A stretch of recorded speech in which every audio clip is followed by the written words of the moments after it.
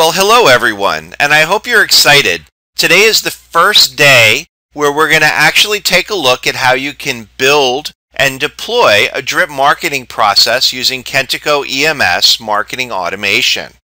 For this series of tutorials, I will assume that you have Kentico EMS installed and available so that you can follow along. In this first video, we're going to take a look at the parts of Kentico EMS that we're going to be using to build out our drip marketing process. Without further ado, let's go ahead and take a look at those parts of Kentico CMS. As you can see, I'm currently in Kentico CMS desk. I have the online marketing tab selected. The biggest thing you want to keep in mind is as we build out this drip marketing process, we're first going to start with an online form that we're then going to tie into the contacts that are available within EMS. Two things you want to keep in mind. This can be a full-blown contact, meaning I'm going to collect a lot of information, for example, first name and last name. We're really going to take a look at what's the minimal information.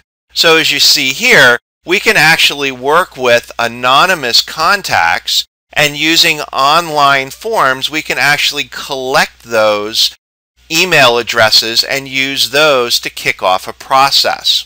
The other thing is, as people submit the online form, they're going to be creating a set of activities.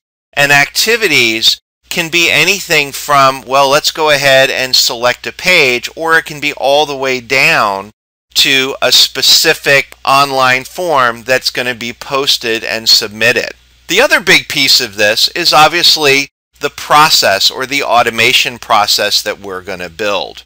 Let's go ahead and select an automation process that we have here, and there's a couple of key pieces that I want to call out, or tabs that we're going to really need to be aware of that we're going to be building over the next couple of tutorials. In the General tab, we can go ahead and edit the process and determine how the process will start. So for example, it can always start as a new instance, which means that the process can start anytime. We can also make it if it hasn't been run before, or if there's no instance currently running. The real meat of marketing automation is in the steps.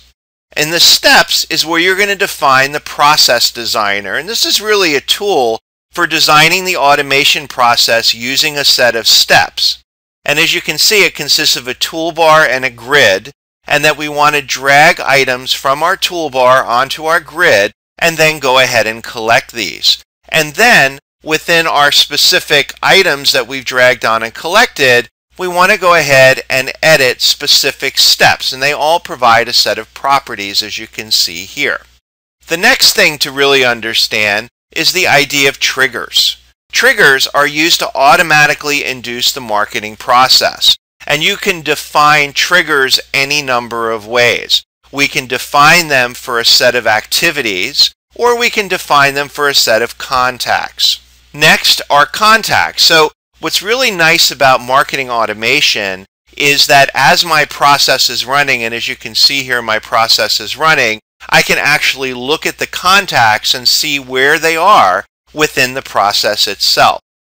Also, we can take a look at a report, and this is kind of important, especially if you have a large number of contacts. You can go ahead and subscribe to it, but it gives you a set of data and things that you can work with. And last is a set of versions. Versions are basically the changes that happen, and it allows us to control and roll back in case we make changes we didn't want to, or things that may or may not happen. So thanks for joining me today, and stay tuned for day 2 of our tutorial.